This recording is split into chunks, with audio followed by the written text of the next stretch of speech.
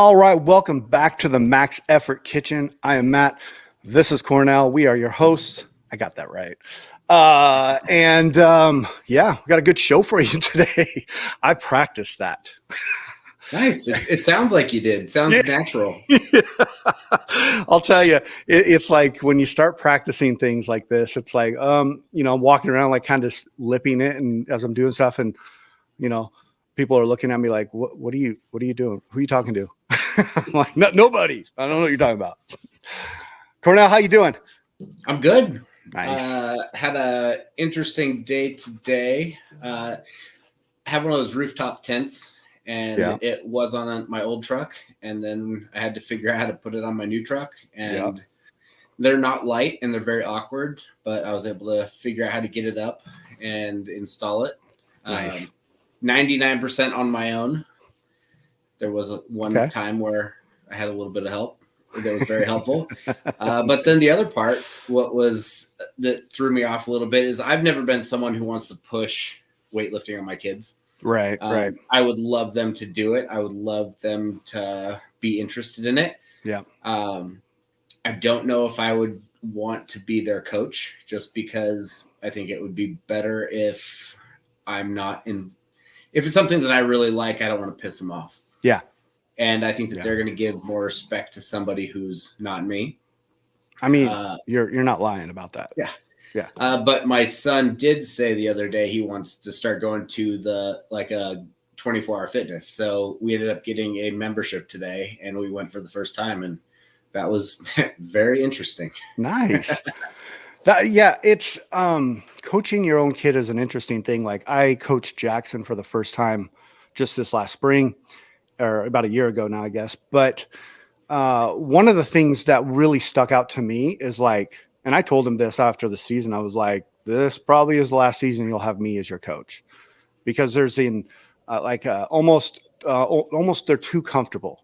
He was too comfortable, and he would come to me about things that I don't think you would go to a normal coach for. And he's like, why, Dad? I really like it when you're the coach. And I was like, yeah, no, I get that.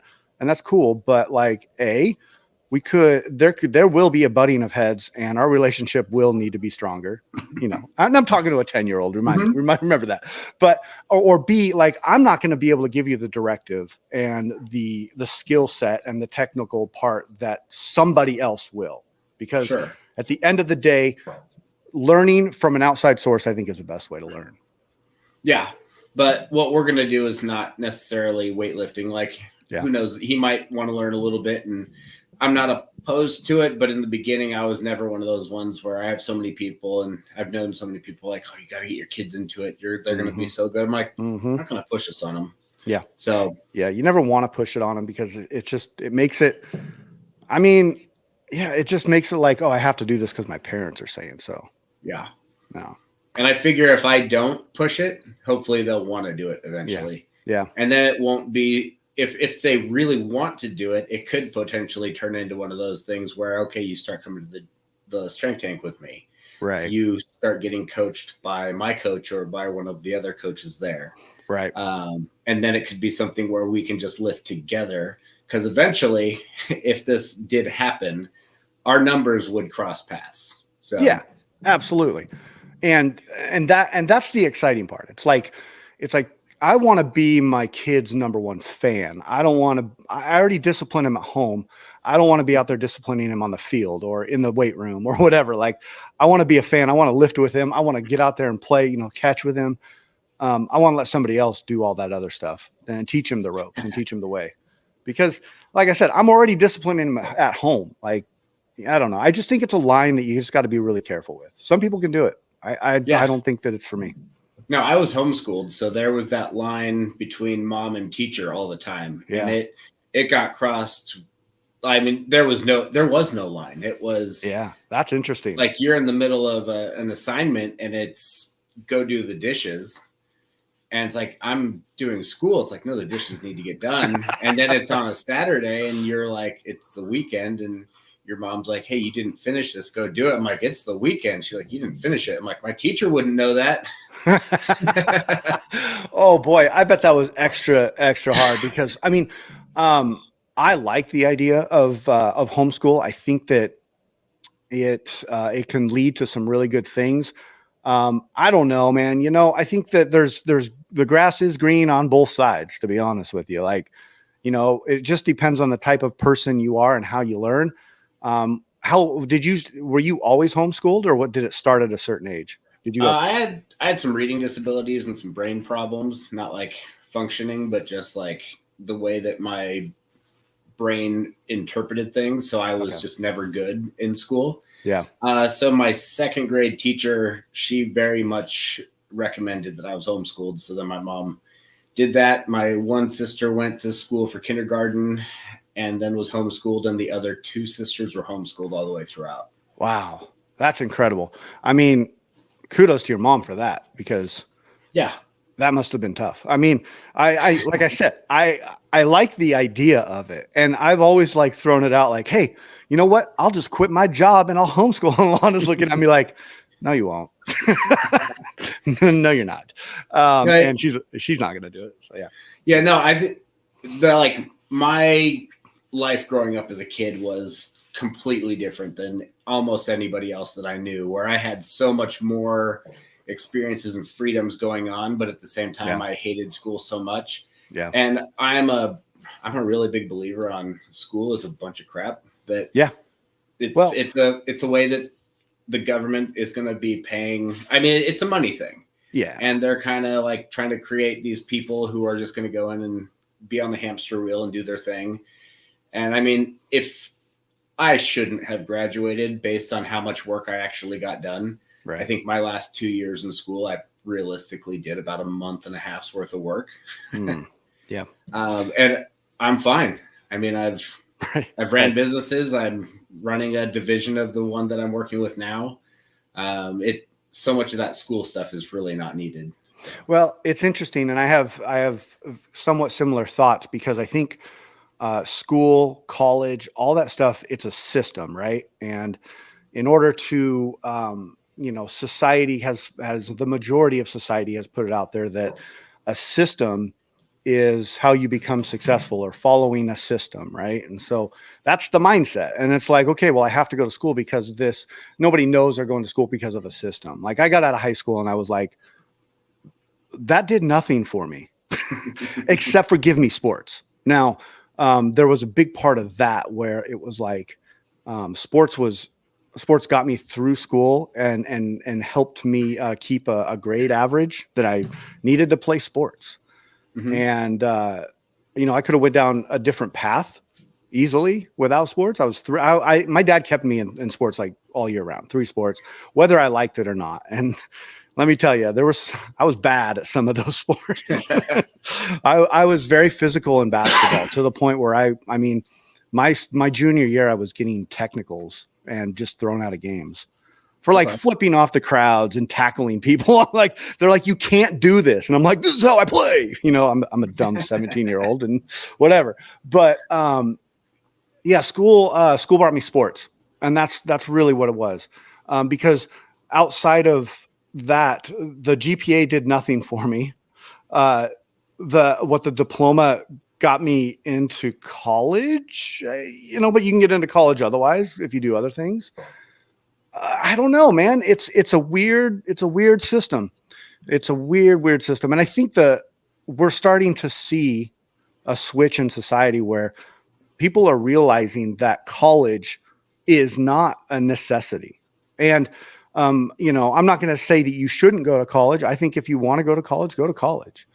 And that's a great thing, but I don't think it's the necessity that was always pounded in my brain growing up. And I don't know, being homeschooled, did you have your mom be like, you got to go to college, you got to go to college, you got to go to college? They basically told me as long as I was in school, I didn't have to pay rent. That's incentive. So it took me 4 years to get my AA degree, 2-year degree took me 4 years. Yeah. So I went for that, but I knew from the beginning that I didn't want to go, but I also knew that I didn't want to pay rent. And I started working construction at 14 years old, and I just figured this is probably what I'm going to be doing for the rest of my life in one form or another. Yeah. So But I mean, there was some definite good parts where my dad was a sales rep, and as long as this will date me, as long as he had a fax machine, he was pretty much able to work from anywhere. Okay. So like we would go on. My uncle's boss owned a cabin up in the mountains, and we would go up for 3 to 4 weeks every winter up to the mountains. Nice. So I was able to, at the time, do school in the cabin and then go snowboarding for a couple weeks. So we would do like 3 to 4 1-week trips up there a year. See, and that's why I really love to entertain this idea of homeschool, because like it gives you not only does it give you the flexibility, it gives you the flexibility of doing your work either when it needs to be done or when you can do it. And it allows you to work on things outside of school, because, when you go to a public school, it's like, or private school, I guess, you're going to classes and then you're socializing with your friends, and then you're going to classes and you're socializing with your friends. Well, in my mind, like, and mind you, I got my business degree at an online school. And so I felt like that was the best way to really understand on how to go to school, because my grades were increasingly better. But like the idea that I could work on other things, such as business opportunities, such as things that will propel me in life while I'm doing this other stuff, it just seems efficient to me. You know, it's like we were talking about supersets the other day. I'm like, that's efficient. Like, yeah, I don't know. I like it. I like the idea of it. And, so you got into construction pretty early then. Yeah, I was really young. Okay. Yeah, I was just about to turn 14. I was still 13. Wow. And that's cool. One of my friends that I used to do a lot of like wakeboarding and snowboarding and stuff with, his uncle invited him to come to work on a Sunday evening, painting a bank that needed to be done that night. And that whole family was supposed to come over to my house. And so his mom said he couldn't because they were going over to our house for dinner. And then he was like, he can bring his friend. And my buddy was not a good worker. Yeah. Yeah. And I was someone who, like, I knew that I knew when to work hard, and I knew how to work hard. Yeah. And this other kid didn't. And I actually got hired on like the next day with that company. And I worked 2 to 3 days a week all through high school.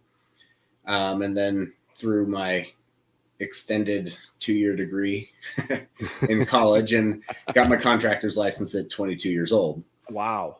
That's impressive. And it goes to show like the mindset you had, cause you were 14, you had the ability of being a homeschooler to be able to do that. And that's pretty cool. Like you could, I guess if you went to a public school, a public school person could go and get a job after school and all that. But I don't know. I really like the idea of being able to learn how to manage your own schedule at a young age. I think that's really helpful to be able to do, because I don't know if you see it, but I see it in the workforce in my industry, and these people don't know how to manage their time, and they're like 28, 30 years old. And I'm like, God damn it. Come on, people. But yeah, no, yeah, it's an interesting thing. And I think that there's no wrong way, as long as you're, doing something that is going to help you and benefit you in the future. Yeah, no, I definitely think that. I think that's also, like, I was raised in a way that wasn't the normal. Right. And it wasn't the way that everyone was saying that I had to be raised. And everyone, like, all my parents' friends were being like, oh, your kids are going to turn out weird, and this is going to happen, and that's going to happen. And it was like, there's more than one way to succeed. Yeah, absolutely. And I think that's another thing. Just, I know this is kind of a weightlifting talk or a weightlifting podcast thing, but there's more than one way to succeed in weightlifting. 100%. And I think that there's so many people that are just locked into this is the program. I have to do every single rep, every single percentage. I don't do anything more. I don't do anything less. And then at the end of the cycle, I get my 1 kilo PR and then I start over again. And I'm like, yeah, that sounds awful. it does. It sounds horrible. And my personality has always been the like, I'm going to work hard. I'm going to do what I need to do. I'm going to go off program sometimes, or I'm just not even going to do the program sometimes and just take a day to see what happens.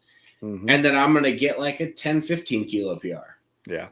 And yeah, I might not get another one for a couple years, but it doesn't mean I'm not going to keep chasing it. And then I just see all these other people that I know of. I don't want to drop any names on teams that I know, but they stick to the program. It's like, dude, you just hit this like it was a joke.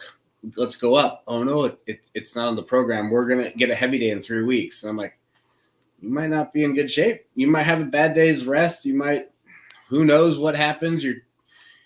Dude. And I think yeah, you bring up such a good point. And by the way, that was a great transition into what we're going to talk about is this idea of, understanding, having awareness of who you are as a lifter.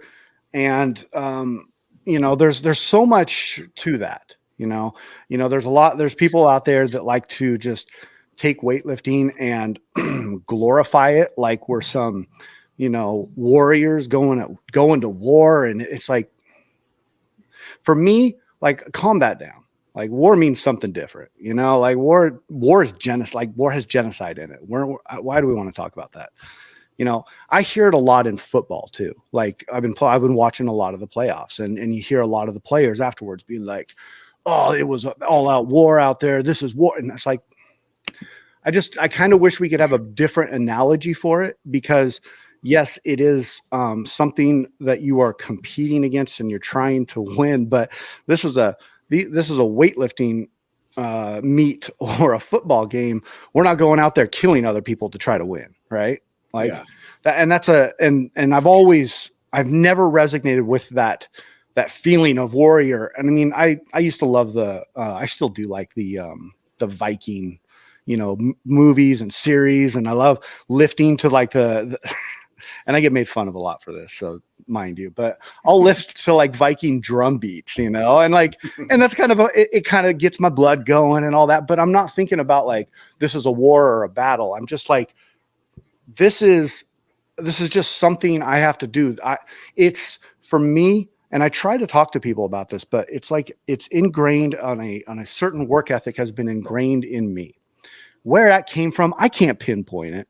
I couldn't tell you one thing or another, but what I could say is like, I just inherently know that if I want to be successful at something, I got to keep working at it. And it doesn't like, everybody measures success in different ways, right?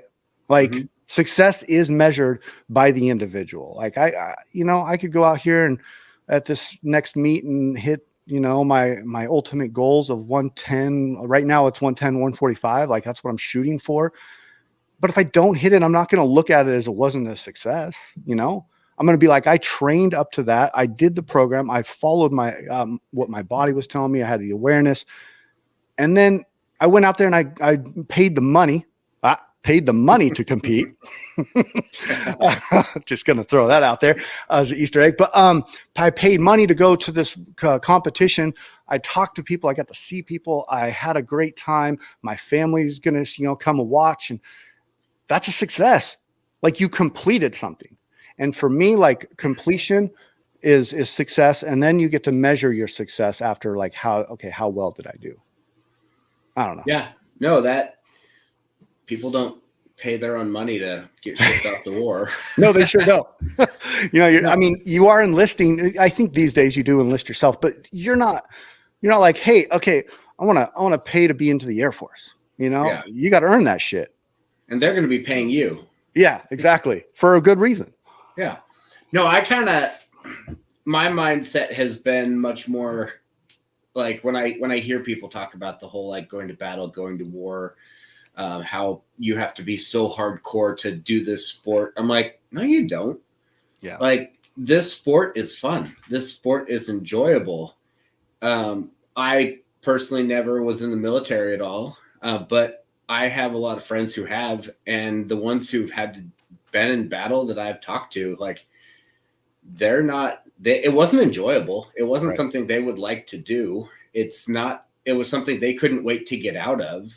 Yeah. And I've seen so many of these people that are definitely in that. I want to go. Like we're battling. We're going to war. We're doing this. We're doing that. They jump out of the sport like all the time. Like they don't stick around. They retire. They quit. They get distracted by other things that are easier and simpler. And Right. I personally have kind of looked at this, and again, this will make more sense in a second. But like, I'm not a dancer, but I look at weightlifting as it's like a dance. It's something that it's a skill you're going to learn, and you enjoy doing it, and you can do it by yourself in a garage and have fun. You can do it in a gym with a bunch of other people and have fun. There's competitions to see who can do it the best. But it's something you don't hear people being like, oh my gosh, I have to go do this dance competition. Like it's always like, it's something that they're excited. They're going to train for, they're going to prep for, and it's enjoyable. Yeah. And it's not something that you dread and that all of those kinds of things. Yeah, I really like that. And that's a really it's a really cool way of looking at it. And I kind of have my own personal way of looking at it, but and I'll go into that in a second, but I really enjoyed how you said, like, the fact that it's a dance, like it is something, and this will lead into what I'm going to say, but it's something fun. We're choosing to do this. And it, this is such a philosophy thing type thing to say, but it's like life's about choices. And, it's all about like the choices we make, that day, for that week, that month. And like, if we make a choice and then we start complaining about it, that's kind of where I pick up on that a lot. And I'll catch myself doing it too. But like, we make a choice to do weightlifting. Cool. Okay. So for me, it's about a mentality. If I'm making a choice to do something that is hard on your body, and I'll give it that, it is hard on your body. And the older you get, the harder it gets. And the consistency is tough, at times, especially as, as grown ass men or women, right? I guess I don't know what it's like as a 20 some, because I didn't do it then. I was playing football, but I wasn't doing this. So there's no good comparison there. So for me, I'm like, if I'm going to do this, I'm going to put my body through it. If I'm going to, stay consistent and make the sacrifice of time, I want to have fun. And I remember there was a very pivotal moment in my whole weightlifting, I guess, journey. Whatever. My whole weightlifting time that I made that switch. And I remember I got on the phone with my coach at that time, and I was like, listen, I've had kind of an epiphany. I've been throwing on some stupid music, pop music, having a good time, kind of like not dancing around, but kind of like, smiling, bobbing my head, smiling when I'm lifting, not like frowning, not like acting like this is so deep and hard. And I need to be upset. But the second I made that switch, I started seeing incremental increases in my lifts, in my numbers, in the ability to be consistent of like, I can't wait to get out there. You know what I mean? Like, yeah. I'm going to throw the music on and we're going to have a good time and I'm going to hit a big lift and it's going to be fun. And I took that mentality to my first Masters Nationals. And I remember and I've learned this from you. So I'm not going to act like, I brought this up or anything or made up this thing, but like, I heard you say it one time where you're like, when you go to a competition, you shake everybody's hands, and so we're getting in the line to be announced, and I'm looking around, I'm shaking everybody's hands, I'm smiling. Hey guys, like being really happy, and everybody's cool about it, right? But then when you're sitting on, I don't know what the technical term for this, but I call it the rack. When you're sitting at the rack, waiting to take your first, second, third attempt, I'm smiling. I'm like, yeah. I bob my head a little bit. So I look at the guy next to me, and I got the guy next to me is like straight face, looking down. Like, and listen, everybody deals with these kind of adversities in a different way. So by no means am I talking down to those people, but like, I'm like, hey man, how'd you do? Like, what are you going for? And he just looked at me. And he just looked back down. Okay, I should tone it down a little bit. And understand awareness. But like for me, like I went out and I had one of the best competitions I've ever had, and I was happy. And I missed my last lift. I missed my last clean and jerk that would have given me third place. And that didn't bother me one bit. Like, now, what did it do? It built a little bit of fire in me to like try, get out there and do another meet and get in and really try to push for numbers, which I did, at that beach meet that we did. And I hit the numbers that I didn't hit at the last meet, so it was like that it did. But at the same point, I looked at that was probably one of my most enjoyable meets, like as a weightlifter, because I walked into it happy. I was happy through it. I was listening to fun music. I was smiling, I was shaking people's hands. I met a couple cool people, and I wasn't like, this is war, because it's not. I chose to do it. Yeah. No, that I've heard a lot of stuff, and I've seen posts, and I've listened to shows, and so many people just talk about like, you need to go to that dark place. You need to dig down deep. You need to unbury those skeletons in the closet. You need to do this. You need to do that. It's like, that takes you to a dark place. That takes you to a place where eventually you're not going to get out. Yeah. That is always going to win. Right.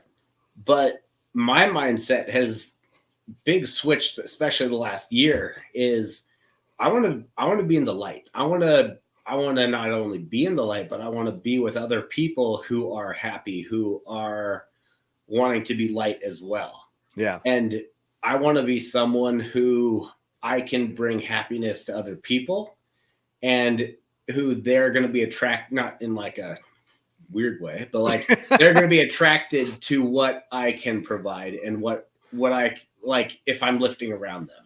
Right. I love that, because at the end of the day, like, and I'm going to keep going back to this, because I think it's been coming up in my life a lot lately is the idea of we make choices. So if we're going to make this choice, let's make the best of it. And, I'm accountable for all my choices. You're accountable for all yours. So like, yeah, you can choose to go in that deep, dark spot when you're on the platform. Like, 'cause if that helps you like get into a place where it, you lift big weights, great, do it. But for me personally, I like to be happy. I like to enjoy what I'm doing, especially if I'm paying money to do it. Like now it's a different story if I'm told I have to do it. And then it turns, it changes the whole scope of like what I'm doing if I'm being told to do something. And now, we have coaches tell us to do things, but they're not like, I don't know. I think that seeing the atmosphere of the team we are on right now, the Strength Tank, is really interesting and neat, because they all have fun. They're all happy. They're laughing. They're making jokes. Ryan's hilarious. Like I mean, that dude is like, I feel like that's a guy I could hang out with for like every day, just to listen to him talk, and just like he makes jokes, and it's fun, and he has fun with it, and he's lifting weights, and then he's just like, yeah, this is a good time, like it should be a good time. Yeah, and I feel like if you're not enjoying it, then why are you doing it? Yeah, exactly. And there's little things that have popped in my head where like I work in construction. In cool, dark areas, that's where mold grows. That's where the bad stuff is, and the mold will continue to grow and spawn and create inhabitable area. Yeah. And if you want to kill mold, all you have to do is get it into the sunlight. And if you get it into the sunlight, everything will be killed that is bad and toxic. I mean, well, that's a beautiful analogy right there. Like, I say beautiful because it's like it's directly related to what you do, and that's freaking rad. And that was awesome.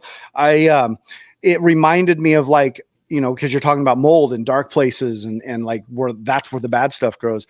I'm watching this show called True Detective. Have you seen that before? I may have. Is that Pretty old.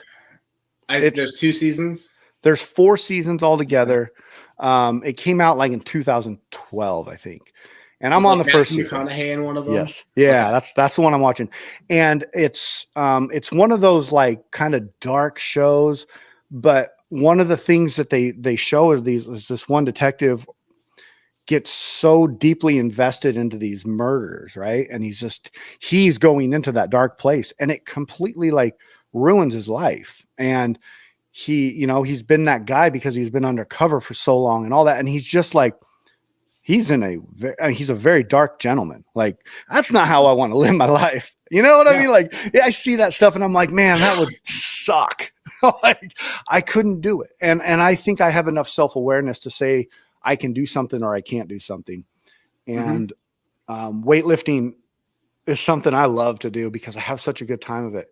And just like we were talking in the beginning of this, is like, you're talking about incorporating your kid. How freaking cool is that to be able to spread it? Like, give the joy of that to your child. Like, that's awesome. I would love it if my kids do it. And they're just not, old enough yet. And Maddie would love to do it. I think Maddie could do a snatch, but we'll hold off on that for a little bit. And Jackson will get out here and deadlift every now and then. Like, he can deadlift 40 kilos, which I think is cool. Nice. He doesn't have very far to go, but, but like, man, to me, like, there's a couple, I'm a man of like very simple things. I don't have a lot of friends. I don't have a lot of like things that I do. I do 4 or 5 things and I do a lot of it. And I enjoy that. And so when it comes to something like weightlifting, I want to be happy. Yeah, no, I'm right there with you. And something else I was going to say, but sometimes I get so into what you're saying. I'm like, yeah. I don't even remember what I was going to talk about. See, and that's why I have a notebook and I'll write something down because I will forget every time. It's crazy. So let's see, jumping kind of back into a little bit of like where you started. Let's talk about where you started weightlifting. You started at like 32, right? Or 35? No, I was 30. I was 31, but I was about 3 or 4 months away from turning 32. Okay. And like, I mean, what brought weightlifting to you? So I don't know if we've had this conversation before or not, so we'll talk about it. I don't think so. Okay. So I got married when I was pretty young. I got married at 23. Was wakeboarding and snowboarding all the time. Then all of a sudden you're not in school anymore, so you have rent. Yep. You have bills, you have all these other things, and gas is not cheap in a boat. No, it is I'd not. say back in 2005, 2006, when I was going, like, we're going 3 to 4 days a week. Right. And it was pretty much me. People would pitch in. This is how old I am. We are. People would pitch in $5 for gas. Yep. Yeah. But it was costing me $70 every day that we went. Yeah, totally. So I might get $15, and then I ended up driving everybody and doing all that. Well, basically, I couldn't afford to do it anymore. And my dad ended up selling the boat when it broke. And that was kind of the end of my summer sports, because since I was homeschooled, I didn't really do any sports other than I did karate for like 12 years. But I had my summer sport of wakeboarding and I had my winter sport of snowboarding.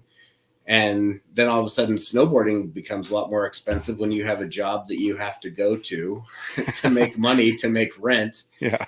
So I was kind of like out of the athletic type of stuff, and had my daughter when I had just turned 26, and went through some pretty rough stuff with how the housing market was and the economy when it all crashed, and like we lost our house and had to move in with my in-laws, and Yep. I just kind of got into that depressed mode and didn't really have anything going on, and I just started putting on weight, and before I knew it, I was about 240 pounds and not strong at all. I mean, it was just fat. Wow. And then after I think we lived with my in-laws for 3 years. We paid off over $100,000 in debt in 2 years.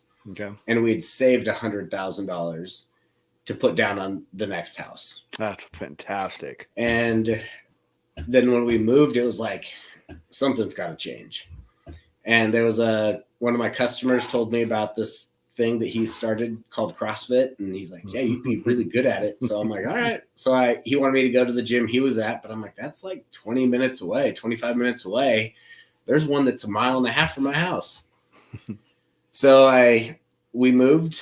2 months later, I joined the CrossFit gym, threw up multiple times. And then about 4 months later, they started a weightlifting team, and that was kind of the beginning of like, oh, I don't have to run. I don't have to do all this terrible stuff. Like, it definitely transitioned over. Yeah. But I think like what you said, I'm a lot like you, where I don't have a lot of friends, but the friends that I do have, I'm very close with. Right. And CrossFit is kind of like that social butterfly of like, I have ADD and I want to do everything. Yeah.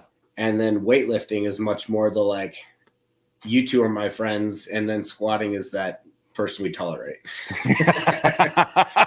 That's the truth. And that was kind of, as soon as that started, it was like, I think this is much better. Cause I coached CrossFit for a long time after that too, a couple of years. And what I would tell a lot of the athletes who are doing stuff, they're like, well, you're just a weightlifter. You're not, what do you know about CrossFit? And I'm like, I've perfected CrossFit. Yeah. I was like, I have learned every single movement that there is, and I've perfected it. Mm-hmm. I can't do it 100 times, but I can do 10 of them and show you perfectly how to do them. Yeah. So like, but I'm not going to risk my body, and I'm not going to risk my weightlifting to do CrossFit and let the form break down and do all that kind of stuff. You guys can do all that all you want. Right. But I'm much more someone who I want to, if I'm into something, I want to learn it, and I want to learn it very well, and I want to do my best to be the best at it. Yeah. I like that. And I think that had a lot to do with, like, we didn't even mean to talk about like me growing up and homeschooling and that kind of stuff, but like, right. I had lots of learning disabilities. Like, I was not a book smart kid. Right. And I had so many people tell me all the things that I couldn't do. Yeah. And I was like, well, I don't need to do all of these things. I just need to learn what I'm good at and then become very good at it. Yeah. And I think that's kind of like what weightlifting turned into, is I could put everything into it and I could learn it like very well. Yeah. Man, I like that. And, obviously thanks for sharing that, but like, we have some similarities in our path, of the sense of like, and I don't know if this was maybe a product of growing up in the 80s, but like, I would get pulled out into the trailers to do like the testing. Mm-hmm. I don't know if in public school, they'll take you out and they'll bring you into this trailer with like one guy is just like standing there, and there's just like a desk. And you got to do these like time tests. And I remember hating them so much, because like they're pulling me out of class. Everybody's asking me, well, where'd you go? Where'd you go? And, and it was embarrassing. I don't know I don't know if I had disabilities or not. I just know that I know one thing was very clear, that when I had a purpose and I applied myself to something, I really was, I could excel at it. And I wasn't always great at everything, but like, and I think that's what sports brought me. I don't know if I've told this story before, but when I got into CrossFit, this is so dumb. I was going through like this weird kind of like midlife. It was right after having, it was a couple years after having Maddie. And I was in this mode of like, same thing where I had to stop sports and, you know, cause you got to pay bills and I had a kid now and all that stuff. Right.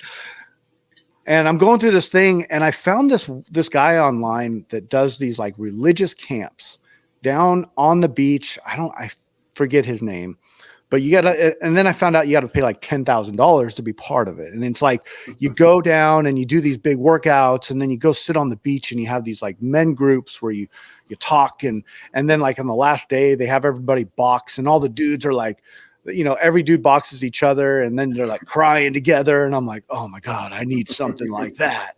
So I'm on Facebook one night and I'm like, I see this thing where it says, this guy comes on this ad and he goes, I need 6 men and 6 women to go through the biggest challenge of your life. And it's in Portland, Oregon. I'm like, oh, honey. I looked at Alana. I was like, honey, I think this is like a TV show or some shit like that I saw on that guy down in California. So I sign up for it. I show up to this warehouse and I'm thinking like, I'm going to be on a TV show. The guy's like, no, this is a CrossFit gym. Oh, shit. And I'm like, oh, okay. Well, I get, and you know, I used to be this person. I hear these people are like religious about this stuff. Right. And then at that time in my life, I had a hard time like saying no to people that were right in front of me. Right. And so he's like, let's just get you signed up. Let's take your measurements and we'll get you going. And so I was like, okay, but I'm glad I did because it led me to weightlifting. It led me to coaching CrossFit. It led me to this idea that we can do sports into our late age. And man, I'll tell you, like I the name of this show is The Chef and the Athlete, but like, you know, being somebody who is intertwined with sports, like I don't know what I would do without sports. It would just like, I don't even know what kind of person I would be because it, for me, and I don't know, I would imagine you're kind of similar, but it gives a bit of purpose to my individual life, you know? Yeah. Like, I enjoy it. And it makes me fun. And it's led me to some amazing friends. And like, because before weightlifting, I'll tell you, like my friends were the people I worked with, you know, no one wants that. I mean, you know, like you got to work with them. That's how I was. Yeah. So I don't know. I think weightlifting is an amazing sport. And just to sum all this up, right? Like weightlifting is an amazing sport. So let's just go out there and let's have fun. Let's smile more. Let's high five people. And I'm not saying we need to bring CrossFit to weightlifting where we're jumping down and doing the, you know, having a bunch of like going on and stuff. No. But what I am saying is like shake a person's hand, meet somebody new, tell your competitor good luck. You know, like encourage, support, smile. We're not in a war. We're not killing anybody. We are that pay to do the sport. Yeah. There you go. Yeah. No, I keep hearing so many people talking about how rough 2023 was. And we used to do my wife used to do this thing. Yeah. And then I finally snapped one day. And I said, we're not doing this anymore. I'm the man of this house and we're not doing this anymore. But no, it was, so the kids would come home and she would say highs and lows. So she would want to hear a high and a low from the day. Okay. And after about 3 to 4 months of having dinner every night together, all anyone wanted to obsess over and get all riled up and pissed off all over again was the lows. Yeah. And the highs were like, the teacher gave us candy, but this person said this and did this. And I was just like, I can't handle this anymore. We need to stop focusing on all the crap in our life. Yeah. You need to, it's in the past, let it go. Yeah. And let's focus only on the good stuff. Yeah. And once we kind of like got rid of the lows, it's like, yeah, if something bad happens, we're here for you and we can talk about it, but let's not save these things and build them up as like stuff that we can't wait to like obsess over and talk over. And like my kids don't really know anything about, not that I'm hiding it from them, but about like my schooling and all that kind of stuff and what I kind of went through. And I heard something recently, and they said you are not what you have done. You are what you do repeatedly. Yeah. And I was like, okay, that's great. Like, okay, maybe 2023 wasn't like the greatest year, but are you going to obsess over it and become a dark, depressed like person who just can't get past it? Or are you going to keep looking for the good stuff and how to make your life better? And that's such a great message, because like, and what you're saying, and I like it, and what you're teaching your kids and your family is this idea that we need to let things go. Like, because I mean, what is social media, right? It loves to put up all that negativity. It loves to, like, enhance the negativity. It's like what salt does to a dish. It enhances a flavor. Okay. Mhm. So social media is like salt. It enhances the drama, the negativity, and all that. And don't get me wrong. I see positive stuff on there, but for the majority, but like, you're teaching to be able to take a hard feeling, something that is stressed, something that is bad, that is negative, and just let it go. And there's so much like power in that. Like, I think about it a lot. I've talked about it with my wife a couple times, but like, being able to let go of the negativity it's a powerful thing. It really is. And and let me ask you this: once you guys stopped doing that, like, did you see and like, did you see more happiness in your household? I would say there was a huge shift. Really? I mean, That's cool. Huge. And That's really neat. my kids rarely tell me about anything. They'll tell me about all kinds of great stuff that happens now. And I can see that they're not obsessing over what this person said, what this teacher did, it was always like, well, tell me something good. Like, or I don't even have to ask, like, what good happened today. It's like, hey, how's your day? And they're like, it was great. This happened, this happened, this happened. And yeah, I've got a little bit of homework because I didn't finish this. I didn't do good on this test, but like, that's all the homework I have. So it's not that bad. Yeah. Yeah. That's a really cool thing, man. I like that you did that, because you saw instant, like, turnaround. We need to be more positive. Like, the world is hard as it is. Why are we going to make it harder by focusing on all this negative stuff? Yeah, exactly. Yeah. So, wow. 47 minutes in, and we could probably talk for another hour if you really, I mean, we could go down some really philosophical things if you want, but, it is a school night, and my kids have been out of school for an entire week because of the snow. So have mine, but they've just been sick. Okay. So tomorrow morning is going to be a morning to get them, back in the swing of things, but that's okay. We will work it out, and we'll do good. But I got to get them to bed. So, Cornell, great show, man. This was really neat. We both had some good things to say, and for anybody out there who wants to talk more about it, hit us up. If you're challenged by what we said, hit us up.